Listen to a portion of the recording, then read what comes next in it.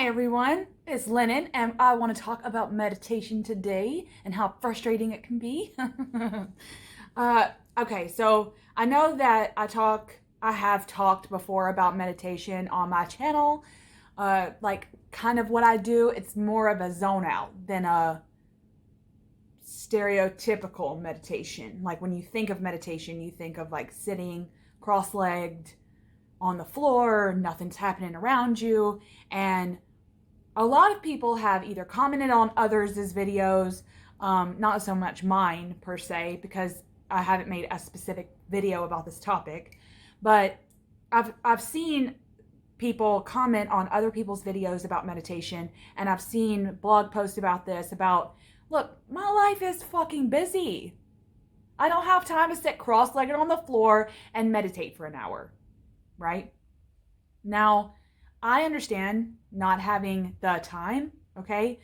But I am an advocate for taking me time. And I think that the two can go hand in hand. And there are what I would consider alternatives for meditation.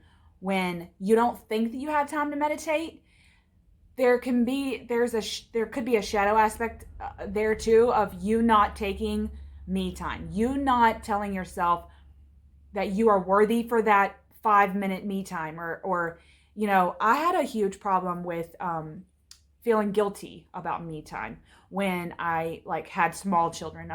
My children are teenagers, so the guilt I felt would be surrounded by, I'm finally taking a breather, and I would feel guilty about that because it would be like, they need me, they need me. But anyway, that's not what today. That's a whole other video, folks. So what I had learned, evolving my spiritual practice, okay, you don't have to necessarily be spiritual or witchy or anything like that to meditate and have me time. But I kept thinking about alternatives to the stereotypical meditation thing that everyone seemed to be talking about in this community. Now, lots of people talk also about not taking a full hour, or building up to that, because it's hard to just kind of start if you have a meditation practice, you most likely built up to that. Like, you didn't start just sitting down and knowing what to do and it working out for you and it reviving you in some way. It probably was a buildup. So that's the first piece of advice I would have, is if you really want and believe that you need a meditative practice to kind of as a revival technique for yourself, then it's definitely going to be a buildup. Okay, you're not going to start out with it working, and you're not going to start out with an hour. Okay. But for me, I thought, I've always been in my own head type of a person. I know that my parents have a nickname for me that I'm not going to give because it's really sacred to me. But it basically meant scatterbrained, and I often got made fun of as a child for being dim-witted because I seemed to be in my own world. And people would mistake my daydreaminess with being simple, okay? That is not the case, folks, okay? I'm here to tell you, for all those people out there that daydreamed, they were just off in their own little castles in the sky. That doesn't mean that you were a simple child. That doesn't mean that you were intelligent. That doesn't mean anything, okay? It doesn't mean anything. It just means that's who you are as a personality. And that's often how I was. So I was kind of roped into that, oh, there she goes, off in her own little world again. But that's what helped me. That's what helped me process things. And I had kind of now thinking about meditation, I thought, I had an epiphany one day. I thought, this is what I've been doing my whole life. I've been in my own head. And they would tell you that meditation is where you blank out your mind. But that's not how I do it. Okay? There are many things that I do in my life that have the same results as meditation, like a revival, right? So I know I'm rambling right now, but I feel like there are genuine alternatives, especially for people like me who are daydreamers, who are, they're in their minds with they really think about things. And I think that those can be going off into your own little world, or going off and really, really searching something, and that seems to relax you. That pretty much would have the same effect as meditation. It's not necessarily a blank space up there. I don't think it has to be for meditation. I think that it's just a way for you to get back to get back to zero of that day for that day. Anyway, let me give you some examples. One thing I didn't realize would be meditative that I've been doing my entire life is humming. Humming. How crazy is that? You notice like when somebody will say, "Lennon, stop that." And you're like, "What?" "Well, you're humming." "Oh shit, I didn't even know I was humming." And what that was doing was, because when you're chanting or when you're humming something or when you're singing something, your brain is doing something.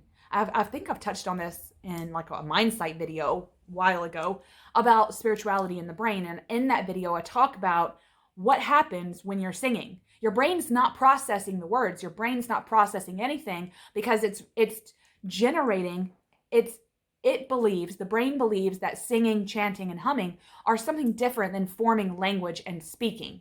It's something different, and it has a different effect in the brain than me just sitting here talking to you. So if I'm sitting and I'm humming and I don't even realize it, then my brain's already forming something. It's digging out a tunnel to something else without me even really being conscious of it. And I think that that is a beautiful thing that my brain does all on its own. When I need a recharge, or when I'm really off in my own little world and I start humming, there's somewhere in my brain that's using that to help me form new paths, to erase old paths that aren't serving me, things like that. By me humming and not being conscious of it, maybe at certain times, even if I am conscious of it, I guess, the brain is still doing something different than processing information. And I think that that is a beautiful thing that, like I said, I've been doing my whole life, that tends to have the same kind of meditative results. Humming. Sometimes when I stare off into space, it's after I've read something. Okay? And it's literally could take a second, or it could take minutes. But sometimes I'll be in the car, right? We'll be in the car as a family. And sometimes, okay, not all the time, but sometimes we'll all have like a book, right? Especially if we're going long distances. Like my parents live a couple of hours away from me. And I'll have a book or something. And I've always kind of been like this, to be honest. But I would read a part of the book, paragraph, a couple of paragraphs or whatever. And something in that may call to me, may speak out, like get highlighted right in my brain. And then I'll put the book down on my lap, and then I'll just stare off into space, and really churn what I've just read in my mind. Really think about it. And oftentimes my husband will look over me and he'd be like, "What is it? What's wrong?"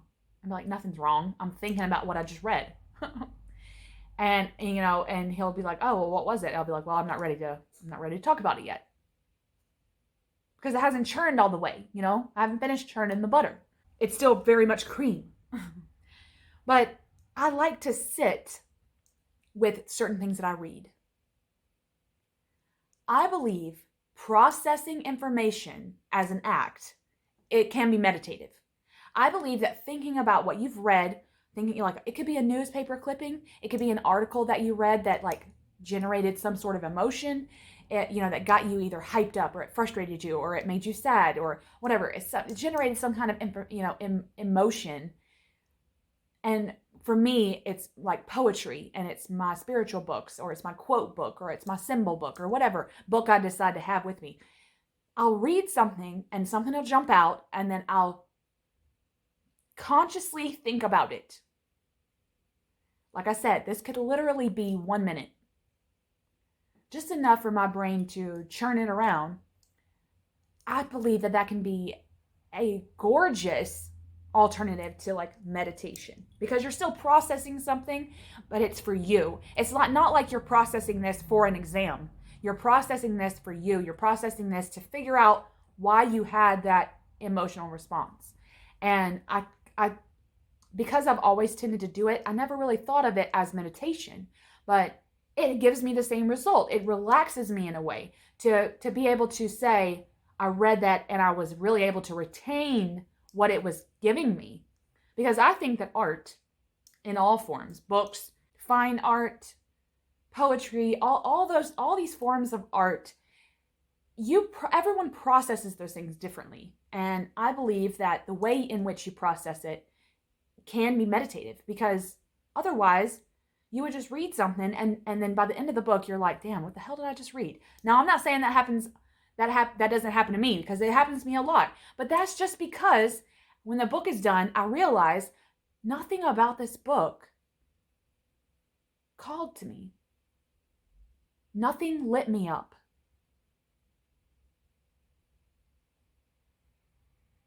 If something does light you up and you churn it in your brain and you churn it in your body to figure out where the emotion is in the body, I believe that can be incredibly meditating.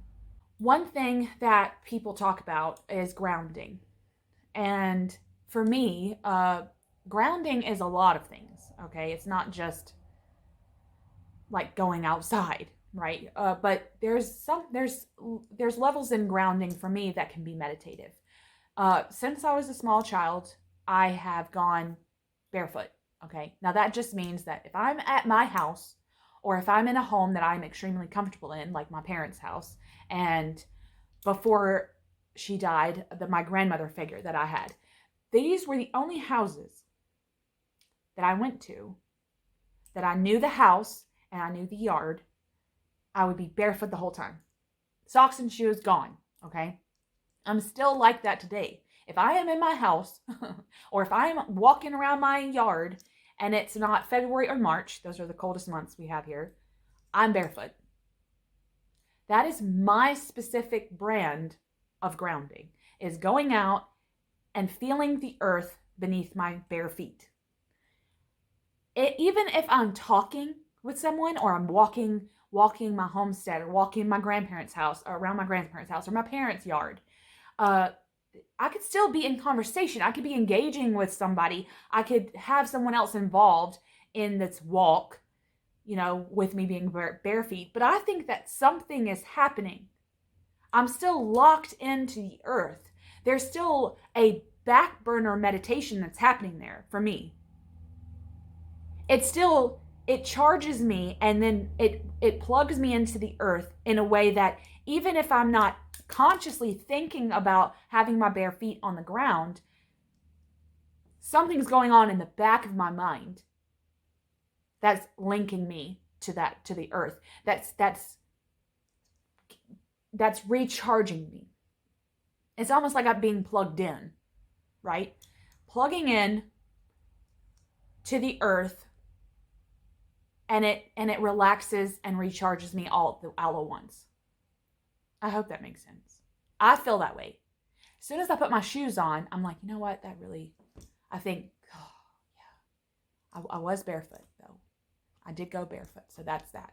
And even if like I said, even if I really don't think about it in the moments that I'm barefoot, I feel recharged. I feel that back in those moments, I was plugged in to the earth. That's a form of, that's my own personal favorite way, I guess you'd say, of grounding. And that too can be meditative. It could be, like I said, on the back burner. A lot of times it is for me. Now, if I go out there consciously barefoot to just put my feet in the grass and dirt and sand or whatever, there is out there, it could give me the same thing. It gives me the same type of feeling, right?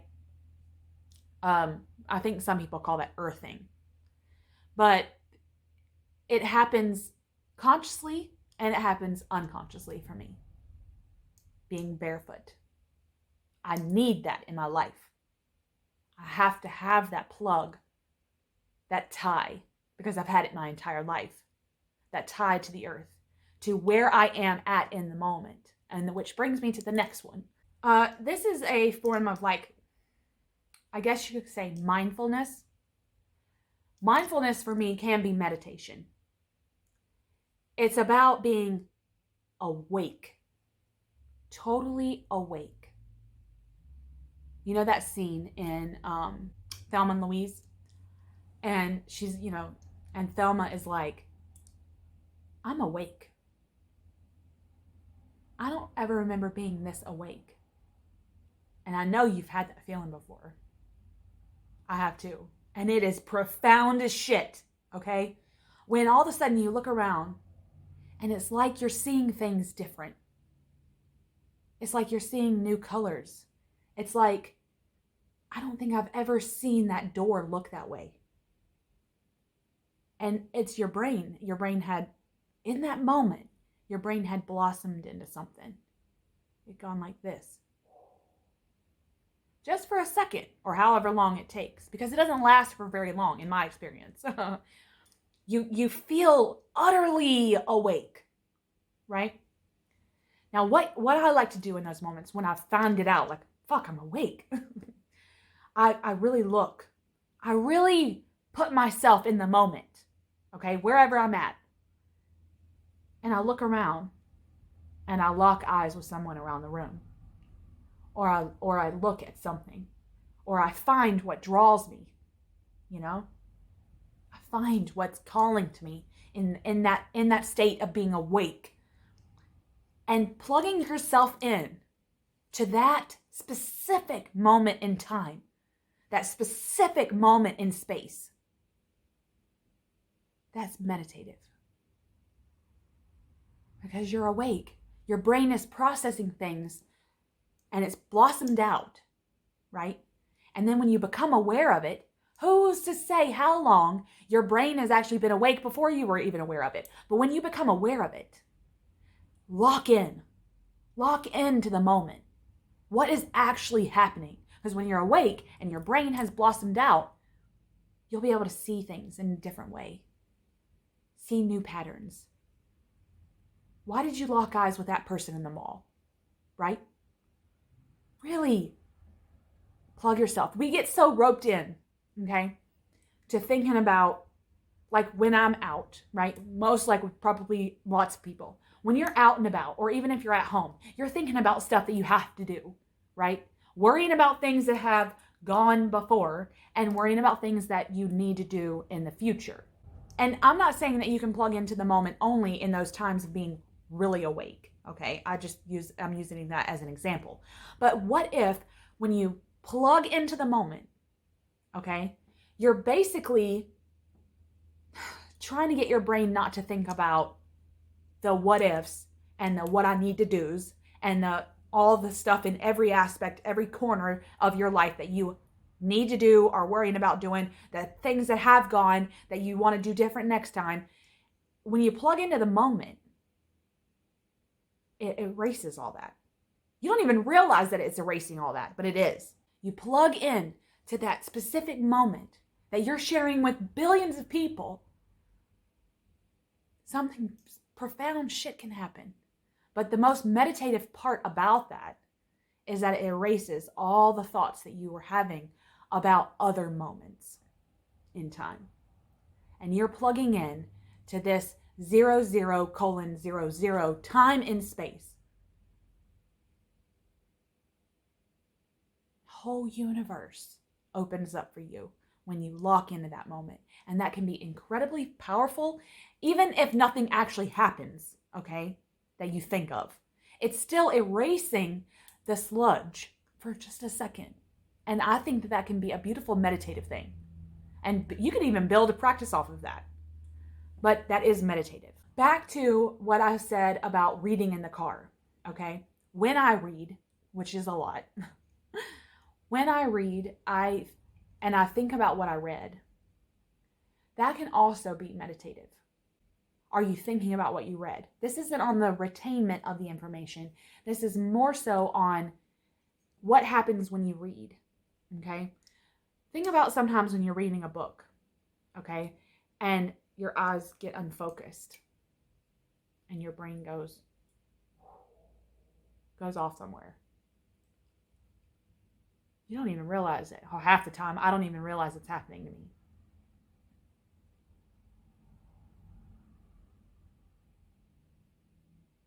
but try to lock in. Try to see what happens when your brain gets all fuzzy. You know, you think you're reading, you think you're listening to that song, you think you're doing this, and you're all of a sudden your vision goes blurry and your brain just, like I said, usually you don't even think about it. You just let it go. You just let your mind wander. But if you plug into that and follow that thread, where is it going to go? Like, be conscious about it. This mostly happens to me when I'm reading. That's why I'm using it as an example. But those zone out times, I wanted to go, like, we're kind of circling back to the beginning, I guess. But those zone out times are times for you to plug in too. Plug into that and follow the string up to the lightning bolt. See what happens. Now, I'm going to end this by saying what I always say. Okay? As an avid journaler, I write a lot. I don't write every single thing down, folks, okay? I don't. I'm human, but I do write a shit ton of stuff down. Record your experiences with this.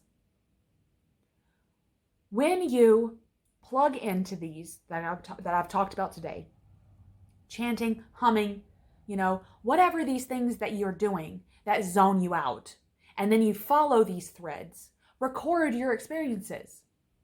Because I think there can be some gold in that. I think that you can find lightning bolts in this. And I think that it can recharge you, replug you in a meditative way, as alternatives to just sitting down meditating for a whole hour.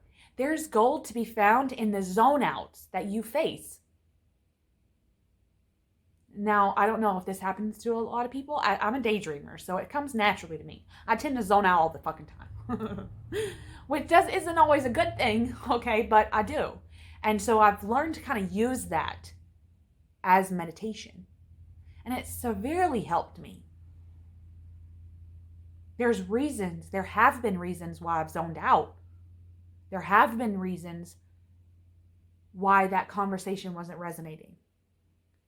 But because that conversation was so boring, I zoned out and followed this thread up to this lightning bolt. And then I got home from that office party or whatever, and I wrote it down, and profound shit has come out of that.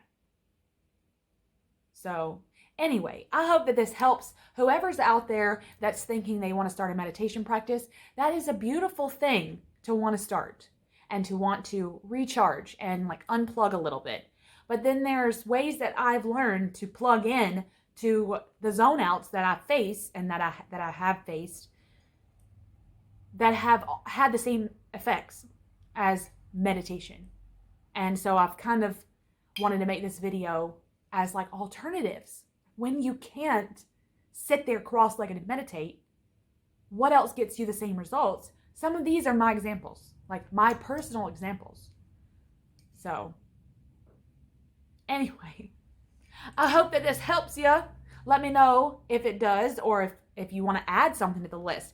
What is something that you've done meditative that has helped you, that has had similar results, that are kind of unorthodox? So I hope to see everyone again on the channel. Much love.